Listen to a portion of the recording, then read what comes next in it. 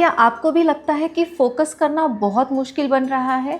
तो आइए आज हम उसके पीछे की साइकोलॉजी और उसका ट्रेनिंग देखते हैं कि एक मंक की तरह आप फोकस्ड कैसे हो पाएंगे। आज उसका न्यूरोसाइंस हम देखते हैं। बहुत बार इंस्टाग्राम स्क्रॉल करना बहुत आसान लगता है, बट फोकस बनाए रखना उतना ही मुश्किल, काम खत्म करना उतना ही मुश्किल। क्यों?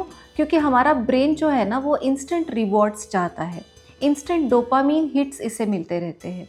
तो जब हम कोई इंस्टाग्राम स्क्रॉल करते हैं तो तुरंत एक डोपामीन हिट मिलता है, और इस रिपीटेड डोपामीन हिट्स की वजह से ब्रेन एक लूप में चला जाता है जहाँ पे फोकस करना और ज़्यादा मुश्किल लगता है।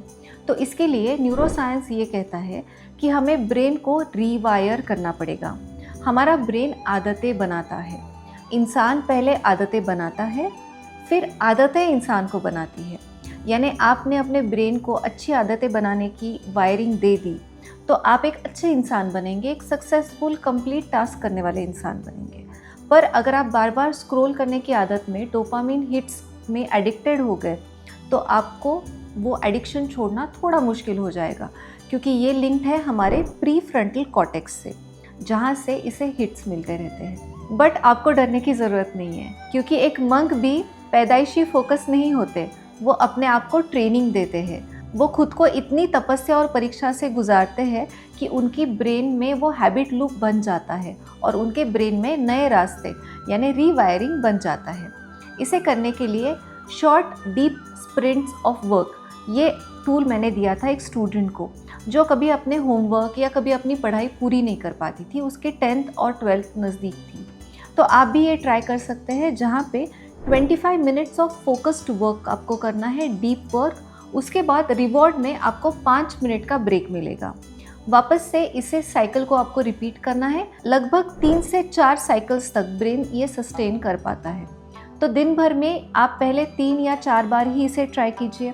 25 मिनट का डीप फोकस्ड वर्क, आपके फ़ोन साइलेंट पे होंगे, आप सिर्फ अपने काम पे ध्यान देंगे और वो एक टास्क आप पूरा करेंगे या एक लेसन आप पूरा करेंगे। उसके बाद उसको रिवॉर्ड में 5 मिनट फ्री मिल रहे हैं। ऐसे जब आप करते जाएंगे तो ब्रेन जो है वो न्यूरोनल वायरिंग में चली जाती है एंड धीरे धीरे ब्रेन के वायरिंग्स बनना चालू होते हैं। पहले पहले तो आपको टाइम पे ध्यान रहेगा कि मेरे 25 मिनट कब ख़त्म हो रहे हैं, मुझे 5 मिनट का ब्रेक कब मिल रहा है। धीरे धीरे यही ध्यान आपको, जब 25 मिनट की आदत लगेगी, लगभग 5 दिन बाद आपका फोकस जाने लगेगा उस पढ़ाई पे, उस काम पे, और तब जाके थोड़ा कॉन्सेंट्रेशन बनना चालू हो जाएगा। इसे आपको लगातार 3 हफ्तों तक करना है और 21 दिन बाद आप नोटिस करेंगे कि आपका फोकस और कंसंट्रेशन पावर दोनों बढ़ रहे हैं। और ये फोकस बढ़ इसलिए रहा है क्योंकि आपकी प्री फ्रंटल कॉर्टेक्स एक मसल की तरह होती है।